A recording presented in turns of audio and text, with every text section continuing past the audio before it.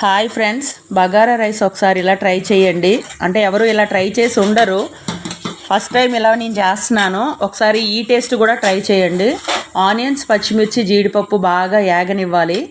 ఇది పక్కన కలిపి పెట్టుకోవాలి. ఇది మిశ్రమాన్ని ఇదేంటంటే పెరుగు, అల్లం వెల్లుల్లి పేస్ట్, గరం మసాలా, ధనియాలు, జీలకర్ర వేసి బాగా కలిపి పెట్టిందనమాట. ఇప్పుడు పోపులకు పెట్టేటప్పుడు ఎలా వేస్తామో దీన్ని కూడా దాంట్లో అలా వేసి బాగా దగ్గర పడినంత వరకు కలుపుకుంటూ ఉండాలి.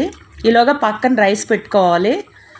దీంట్లో ఏంటంటే కొంచెం గరం మసాలా పొడి వేసి వాటరు, ఆనియన్స్, ఉప్పు, కొంచెం ఆయిల్ పోసి దీనికి కొంచెం 80% ఉడికినంత వరకు పెట్టుకోవాలన్నమాట.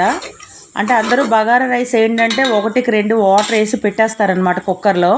అలా కాకుండా ఇలా చేసుకుంటే పొడి పొడిగా రైస్ టేస్టీగా ఉంటుంది. ఒకసారి ట్రై చేయండి. అది వాటర్ అంతా వంపేసిన తర్వాత ఇలా ఉంటుంది రైసు.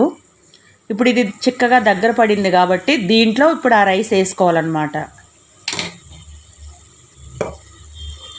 ఇలా వేసుకోవాలి. ఒకసారి ట్రై చేయండి ఫ్రెండ్స్. ఎవరు ఇలా ఉండరు, కానీ ఈ టేస్ట్ ఇంకా బాగుంటుంది అన్నమాట. దీంట్లో కొంచెం నెయ్యి పైన వేసుకోవాలి. దీన్ని విజిల్ పెట్టకూడదు అనమాట. జస్ట్ క్యాప్ పెట్టాను అంతే. ఒక 10-15 మినిట్స్ ఉంచాలి. ఇప్పుడు తీసి చూపిస్తున్నాను. ఇలా పొడి పొడిగా వస్తుంది అనమాట bagara rice. Chicken curry, mutton కర్రీతో, పన్నీర్ కర్రీతో చాలా టేస్టీగా ఉంటుంది. ఒకసారి మీరు కూడా ట్రై చేయండి. ఇలాగా చూడండి, ప్లేట్లోకి తీసి చూపిస్తాను నేను. పొడి పొడిగా వస్తుంది అనమాట రైసు. చాలా టేస్టీగా ఉంటుంది. ఒకసారి ట్రై చేయండి.